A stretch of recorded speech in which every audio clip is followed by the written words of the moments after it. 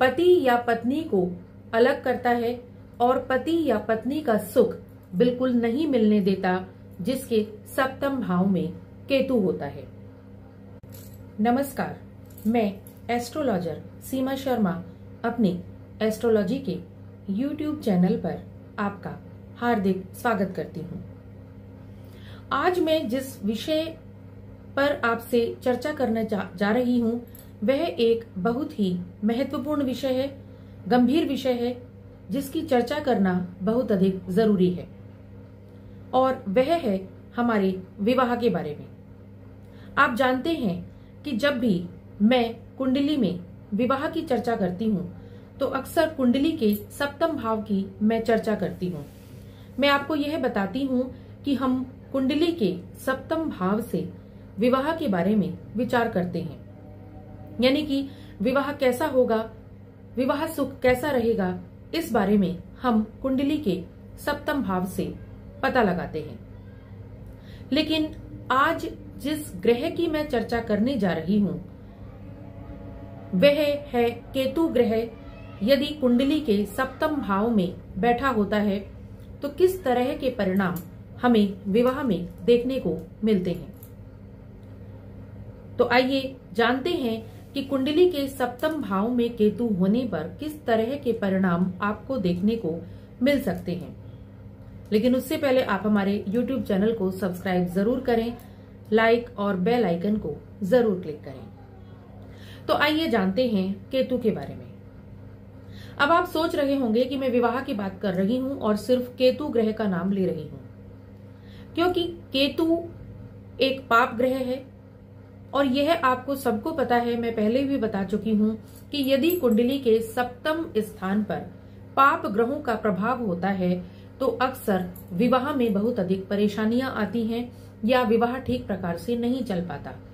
लेकिन आज हम विशेष रूप से केतु की चर्चा इसलिए कर रहे हैं क्योंकि किसी की भी कुंडली में यदि सप्तम भाव में केतु होता है तो वह विवाह को पूरी तरह से समाप्त करने की क्षमता रखता है। जी हाँ, पूरे तरीके से समाप्त करने की क्षमता केतु अकेला रखता है। जब भी कभी सप्तम भाव में कुंडली की, जन्म कुंडली के या नवमांश कुंडली के सप्तम भाव में यदि अकेला केतु बैठा हो, ध्यान रखिएगा, अकेला केतु यदि वहां पर बैठा हो तो वह विवाह सुख को पूर्ण रूप से समाप्त करने की क्षमता रखता है। कभी कभी विवाह पूरे तरीके से समाप्त कर देता है, अलग करवा देता है, पति पत्नी के बीच में दूरियां बनाता है, पति या पत्नी को अलग करता है और पति या पत्नी का सुख बिल्कुल नहीं मिलने देता, जिसके सप्तम भाव में केतु होता है। ऐसा मैं क्यों कह रही हूं? क्योंकि केतु जो है वो डिटैच करता है, डिटैच का कारण बनता है। केतु का कार्य है वैराग्य उत्पन्न करना। जिस भाव में भी केतु बैठता है उस भाव से व्यक्ति को डिटैच करता है, उस भाव के फलों में कमी करता है, उस भाव के फलों को कंप्लीटली समाप्त कर देता है। तो जब भी कभी केतु नहीं चाहता कि जिस घर में वो बैठे, वैराग्य का कारण है केतु, वह उस घर से संबंधित सुखों को नहीं मिलने देता, नहीं दिलाने देता उस व्यक्ति को जिस भाव में वह बैठा होता है। इसीलिए जिस व्यक्ति के भी कुंडली के, लग्न कुंडली के या नवमांश कुंडली के सप्तम भाव में केतु बैठा होता है तो मैंने 99% कुंडलियों में यह देखा है कि अक्सर विवाह टूट जाता है या पति या पत्नी में दूरी बन जाती है, झगड़े होने लग जाते हैं, दूरियां इतनी अधिक बन जाती हैं कि वो दोनों एक दूसरे से पूरे तरीके से अलग रहने लग जाते हैं, संबंध बहुत अधिक खराब हो जाते हैं। और यदि उनके बीच में दूरियां नहीं बनती हैं, प्रेम बना रहता है, तो कभी कभी ऐसा भी हो जाता है कि पति या पत्नी में से किसी एक की मृत्यु हो जाती है। अब आप देखिए कि सप्तम भाव में केतु कितना अधिक खतरनाक है, क्योंकि इसका कार्य है डिटैच करना, इसका कार्य है उस भाव का सुख व्यक्ति को नहीं मिलने देना जहां पर भी ये बैठा हुआ है। यानी अगर किसी लड़के के या किसी लड़की के सप्तम भाव में केतु बैठा हुआ है तो वह उसको अपने जीवन साथी का, अपने पार्टनर का सुख कभी भी नहीं मिलने देगा। किसी ना किसी कारण से उसको दूर कर देगा। या तो वो दूर चला जाएगा, कहीं दूर रहने लगेगा, जॉब के कारण दूर रहने लगेगा, या बीच में इतने झगड़े अधिक बढ़ जाएंगे कि वो लोग आपस में साथ नहीं रह पाएंगे और अलग हो जाएंगे। किसी ना किसी कारण से सेपरेशन बनाता है, सेपरेशन का कारण बनता है। तो इसीलिए सप्तम भाव में केतु बहुत अधिक खतरनाक माना जाता है। और ऐसा मैंने 99% कुंडलियों में देखा है कि जिनके सप्तम भाव में कुंडली में अकेला केतु बैठा होता है, वह शादी को पूरे तरीके से समाप्त भी कर सकता है।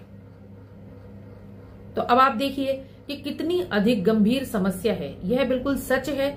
और क्या करें ऐसी समस्या का, क्योंकि ऐसा मैंने बहुत अधिक कुंडलियों में देखा है। मैंने इतना तक देखा है कि यदि पति पत्नी आराम से भी साथ रह रहे हैं और किसी एक के सप्तम भाव में केतु है, तो उनमें इतनी अधिक कई बार मिसअंडरस्टैंडिंग्स हो जाती हैं, झगड़े होने लग जाते हैं कि वो दोनों एक दूसरे से बिल्कुल अलग हो जाते हैं और अलग रहना शुरू कर देते हैं। तो क्या किया जाए ऐसे केतु का? इसके उपायों की भी हम अलग से चर्चा करेंगे, लेकिन एक साधारण सा उपाय मैं आपको बताना चाहती हूं कि आप क्या करें। जिसके भी सप्तम भाव में केतु है, सबसे पहले तो ऐसे बच्चे का विवाह किसी ऐसे व्यक्ति से करें जिसके सप्तम भाव पर शुभ ग्रहों का प्रभाव हो, शुभ ग्रहों की दृष्टि हो। और यदि ऐसा नहीं हो पाया किसी कारण से और पति और पत्नी आपस में साथ रहते हैं और बाद में उनको पता चलता है कि किसी एक के सप्तम भाव में केतु है, यानी कि शादी टूटने के पूरे चांसेस बन जाते हैं। और ऐसा तब ज्यादा हो जाता है, ध्यान रखिएगा, जब कभी सप्तमेश की भी स्थिति अच्छी नहीं होती। कभी कभी सप्तमेश भी बहुत खराब स्थिति में होता है। तो क्या होता है कि शादी टूटने के पूरे चांसेस बन जाते हैं। तो ऐसे में जब उनको शादी के बाद पता चलता है कि हमारे सप्तम भाव में केतु है और हमारे बीच में मिसअंडरस्टैंडिंग्स, झगड़े बढ़ने लगे हैं, तो उनको क्या करना चाहिए? एक साधारण सा उपाय जो मैं उनको बताती हूँ अक्सर, क्या करना चाहिए कि आपस में थोड़ा सा शारीरिक और मानसिक थोड़ा दूरी बनाकर वो चलें। यानी कि साथ रहें लेकिन थोड़ा थोड़ा अलग रहें। अलग रूम में रह सकते हैं, अलग कमरे में रह सकते, अलग कमरे में रहना, अलग खाना, एक दूसरे का कार्य इन्वॉल्वमेंट कम रखना, एक दूसरे से एक दूसरे के कार्य कम करना। उससे क्या हो सकता है, यदि वो इस तरह का कार्य करेंगे, इस तरीके से जीवन अपना गुजारने की कोशिश करेंगे, तो हो सकता है कि केतु का कुछ प्रभाव कम हो। लेकिन यदि वो जितना अधिक साथ जुड़ने की कोशिश करेंगे, साथ रहने की कोशिश करेंगे, एक साथ प्रेम से रहने की कोशिश करेंगे, उतना अधिक केतु उनको दूर करता चला जाएगा, डिटैच करता चला जाएगा। इसके लिए क्या होता है कि ऐसा भी कर सकते हैं कि पति या पत्नी जॉब के लिए कहीं बाहर रहे, कोई उनमें से एक जॉब के लिए बाहर रहे और एक घर में रहे, अलग अलग शहर में रहते होते हैं। तो क्या होता है कि शादी उनकी चल जाती है। लेकिन यदि वो एक ही घर में रह रहे हैं, मजबूरी है रहना एक घर में, तो ऐसा कर सकते हैं कि अलग रूम में रह सकते हैं, खाना एक साथ नहीं खाएं, अलग अलग समय पर खा सकते हैं, एक दूसरे का कार्य कम करें, यानी एक दूसरे पर डिपेंडेंस कम करें। जब वो डिपेंडेंस कम करेंगे तो हो सकता है कि उनके संबंधों में उतनी अधिक खराबी ना आए जो कि केतु करा सकता है। आप सोच रहे होंगे कि मैं किस तरह के उपाय बता रही हूं, लेकिन ये बहुत प्रैक्टिकल उपाय हैं जिससे असर पड़ता है। तो ध्यान रखें, यदि आपके सप्तम भाव में केतु है तो एक तो आप सोच समझकर शादी करें। पहली बात तो यह है कि जिनके सप्तम भाव में केतु होता है उनकी शादी भी बड़ी मुश्किल से हो पाती है, उनको जीवन साथी बड़ी मुश्किल से मिल पाता है, या शादी का फैसला ही नहीं हो पाता, क्योंकि ऐसे लोग कभी कभी शादी करना भी नहीं चाहते। लेकिन यदि शादी देर सवेर हो भी गई है तो किस तरीके से आपको करनी है कि आपको दूसरा व्यक्ति जो चुने उसकी कुंडली पूरे तरीके से ठीक हो और कुंडली का मिलान ठीक से हो जाए, तभी आप विवाह करें। और यदि विवाह हो गया है तो जो साधारण उपाय मैं आपको बता रही हूं उनको यदि आप करेंगे तो केतु के दुष्प्रभावों को आप बहुत अधिक कम कर सकेंगे। इसके साथ ही प्रतिदिन शिव जी की पूजा और शिवलिंग पर जल चढ़ाना इसका एक सर्वोत्तम उपाय है। आशा करती हूं कि आप मेरी बात को समझ गए होंगे और आपकी कुंडली में जो दोष है उसको भी आप अपनी कुंडली देखकर समझ सकते हैं। यदि आपको कभी ऐसा लगता है कि आपकी कुंडली में इस तरह का कोई दोष बना हुआ है तो आप हमारे डिस्क्रिप्शन बॉक्स में दिए हुए नंबर पर कांटेक्ट कर सकते हैं। आशा करती हूँ कि आप सभी खुश रहेंगे और स्वस्थ रहेंगे। धन्यवाद।